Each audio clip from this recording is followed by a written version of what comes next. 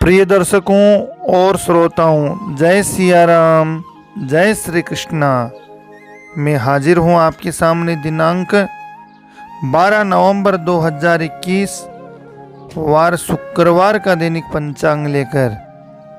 दैनिक पंचांग में आप रोज सुनते हैं तिथि, वार, योग, नक्षत्र, करण, भद्रा, दिशाशूल, व्रत, पर्व, त्योहार और चौगड़िया मुहूर्त की विशेष जानकारी। मुझे उम्मीद है दैनिक पंचांग सुनने से आपको किसी न किसी रूप में जरूर ही लाभ होगा। मानव स्वभाववश किसी प्रकार की भूल त्रुटि रह जाए तो आप क्षमा करेंगे, ऐसी मेरी उम्मीद है। अब आइए आज का पंचांग शुरू करते हैं। भारतीय संवत विक्रम संवत 2078 का, शक संवत 1943 का, हिजरी संवत 1443 का। संवत का नाम है राक्षस नाम का संवत्सर। आज का विशेष है, आज आंवला नवमी है। आंवला नवमी का, अक्षय नवमी का आज का पर्व है।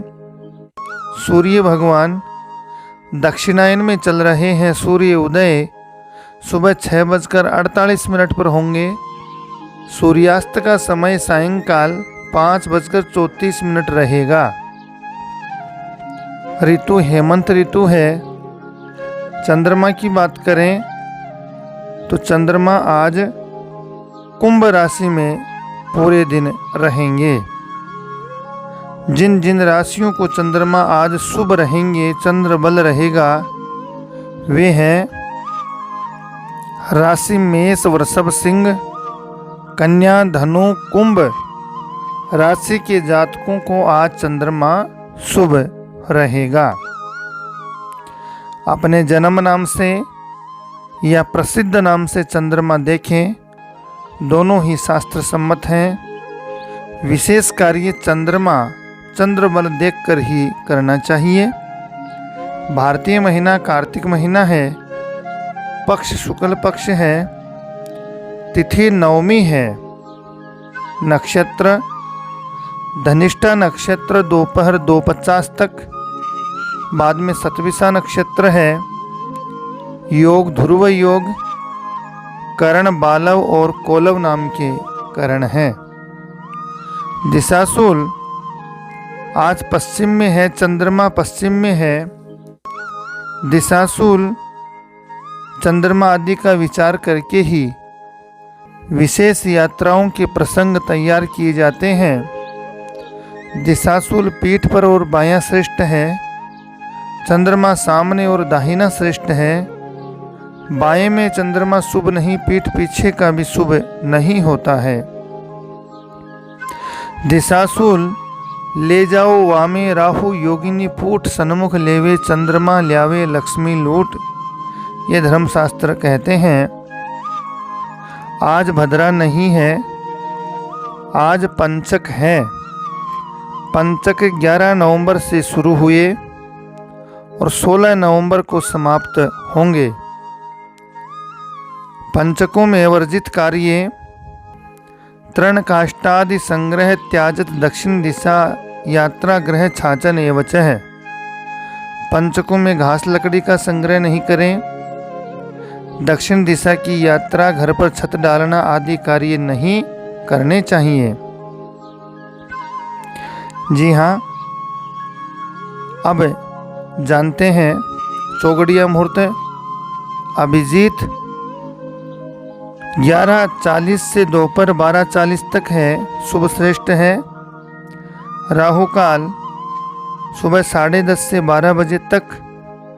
राहु वेला शुभ नहीं है, विशेष कार्य राहु काल में नहीं करने चाहिए। चौगड़िया मुहूर्त की बात करें, सुबह सूर्योदय से सुबह 10:50 तक चर लाभ अमृत की चौगड़िया, 10:50 से 12:15 तक काल का चौगड़िया, 12:15 से 1:30 बजे तक शुभ का चौगड़िया, 1:30 बजे से सायंकाल 4:15 बजे तक रोग उद्योग का चौगड़िया और 4:15 बजे से सायंकाल 5:30 बजे तक चर का चौगड़िया रहेगा। चर लाभ अमृत शुभ अभिजीत ये समय शुभ है। रोग उद्वेग काल राहु काल का समय शुभ नहीं माना गया है। अब जानते हैं कार्तिक महीने के बचे व्रत पर्व त्योहारों को। तो आज आंवला नवमी है। जी हाँ, कार्तिक शुक्ल पक्ष की नवमी को आंवला नवमी अक्षय नवमी के नाम से जानते हैं। इस दिन विशेष पूजा बताई गई है आंवले की, और आंवले के नीचे ओम धात्रे नमः इस प्रकार से आंवले की पूजा करें। आंवले के वृक्ष की जड़ में दूध की धारा गिराते हुए पितरों का तर्पण करें। आंवले के वृक्ष के तने में सूत्र बांधें और कर्पूर और घृत दीपक से आंवले के वृक्ष की आरती करें और फिर प्रदक्षिणा करें। आंवले के वृक्ष के नीचे भोजन करना, ब्राह्मण भोजन करवाना, यह बताया गया है। इस प्रकार से पितरों के पितृदोष निवारण के लिए इस प्रकार से यह वर्णन है। अक्षय नवमी, धात्री नवमी, कुष्मांडा नवमी भी इसे कहते हैं।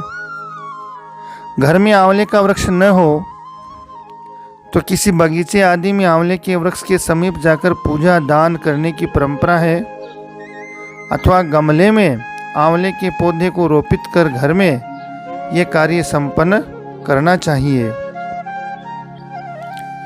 14 नवंबर रविवार को देव प्रबोधनी एकादशी, देव उठनी 11, तुलसी विवाह, चतुर्मास समाप्त होंगे इस दिन। इस प्रकार से भगवान विष्णु का प्रबोधन देवोत्थापनी या प्रबोधनी एकादशी के नाम से इसे हम सब जानते हैं। कार्तिक शुक्ला एकादशी को इस रात्रि जागरण का विशेष महत्व है। भगवान हरि का कीर्तन, भगवान की आरती, इस प्रकार से यह वर्णन हुआ। तुलसी विवाह भी कार्तिक शुक्ला एकादशी के दिन ही तुलसी विवाह का आयोजन होता है। तुलसी वैष्णवों के लिए परम आराध्य पौधा है।